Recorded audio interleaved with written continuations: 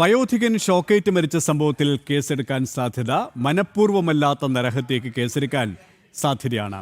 അനധികൃതമായി നിർമ്മിച്ച സോളാർ വേലിയിൽ നിന്നും ഷോക്കേറ്റ് എന്നാണ് പ്രാഥമിക വിവരം.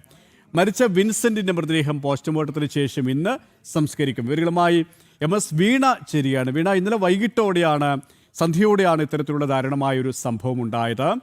ഈ ഒരു സാഹചര്യത്തിലാണ് നരഹത്യക്ക് കേസെടുക്കാനുള്ള ഒരു നീക്കം പോലീസിന്റെ ഭാഗത്തു നിന്നും ഉണ്ടാകുന്നത്.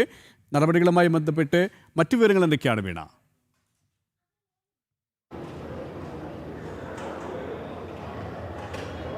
KP സുരേഷ്, കഴിഞ്ഞ ദിവസം വൈകിട്ടാണ് വയോധികൻ ഇങ്ങനെ അനധികൃതമായ ഒരു വസ്തുവിൽ സ്ഥാപിച്ച വൈദ്യുതി കമ്പിയിൽ നിന്ന് ഷോക്കേറ്റ് മരിച്ചത്. പാലോട് സ്വദേശി വിൻസെന്റിനാണ് ദാരുണമായിട്ട് മരണത്തിന് കീഴടങ്ങേണ്ടി വന്നത് എന്നുള്ളതാണ്. ആടിന് തോലെടുക്കാനുമായി ബന്ധപ്പെട്ട് ഇയാൾ പോയതായിരുന്നു. തുടർന്നാണ് ഇദ്ദേഹത്തെ കാണാത്തതിനെ തുടർന്നാണ് വീട്ടുകാരും നാട്ടുകാരും ചേർന്ന് നടത്തിയ തിരച്ചിലിലാണ് ഈ വൈദ്യുതി കമ്പിൽ മരിച്ച നിലയിൽ ഇദ്ദേഹത്തെ കണ്ടെത്തിയത്. ആദ്യം കണ്ടപ്പോൾ തന്നെ ഇതുമായി ബന്ധപ്പെട്ട് ഷോക്കേറ്റ് ആണോ മരണം നടന്നതെന്നുള്ള സംശയങ്ങൾ നിലനിന്നു. ഇതുമായി ബന്ധപ്പെട്ടുള്ള ആരോപണങ്ങൾ തന്നെയാണ് കുടുംബമടക്കം മുന്നോട്ട് വെച്ചതും.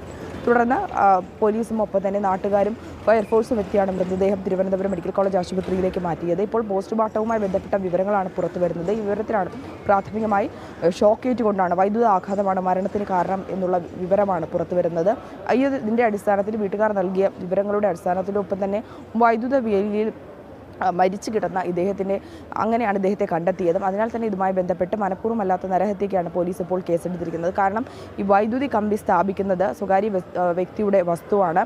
ആ വസ്തുവിൽ ഇത്തരത്തിൽ വൈദ്യുതി കമ്പി സ്ഥാപിക്കണമെങ്കിൽ കൃത്യമായിട്ട് അതുമായി ബന്ധപ്പെട്ടുള്ള നിയമങ്ങൾ പാലിക്കേണ്ടതുണ്ട്. വൈദ്യുതി ബോർഡിൽ നിന്ന് KSEBയിൽ നിന്നടക്കം അനുമതി തേടേണ്ടതുണ്ട്. എന്നാൽ ഇത്തരത്തിൽ അനുമതിയൊന്നും തേടാതെ അനധികൃതമായി കമ്പി സ്ഥാപിച്ചു, വൈദ്യുതി വേലി സ്ഥാപിച്ചു എന്നുള്ള വിവരങ്ങൾ കൂടിയാണ് നമുക്ക് ഈ ഘട്ടത്തിൽ ലഭിക്കുന്നത്. അതിനാൽ തന്നെ നിയമങ്ങൾ ലംഘിച്ചുകൊണ്ടും നടപടിക്രമങ്ങൾ പാലിക്കാതെ ഇത്തരത്തിൽ വൈദ്യുതി കമ്പി സ്ഥാപിച്ചത് മൂലമാണ് ഇദ്ദേഹത്തിന് ഷോക്കേറ്റ് കൊണ്ട് മരണം സംഭവിച്ചിരിക്കുന്നത്. അതിനാൽ തന്നെയാണ് അതടക്കമുള്ള നടപടിക്രമങ്ങളിലേക്ക് പോലീസ് കടക്കുമെന്നാണ് മനസ്സിലാക്കാൻ സാധിക്കുന്നത്. KSEBയും ഇതുമായി ബന്ധപ്പെട്ടുള്ള നടപടിക്രമങ്ങളിലേക്ക് കടക്കുമെന്നുള്ള സൂചന കൂടി ഈ ഒരു നിമിഷം പുറത്തു വരുന്നുണ്ട്. KP സുരേഷ്, ശരി, നരഹത്യക്കാണ് ഇപ്പോൾ കേസെടുത്തിരിക്കുന്നത്. അതുമായി ബന്ധപ്പെട്ട നടപടികൾ പുരോഗമിക്കുകയാണ്. MS വീണയാണ് വിവരങ്ങൾ നൽകിയത്.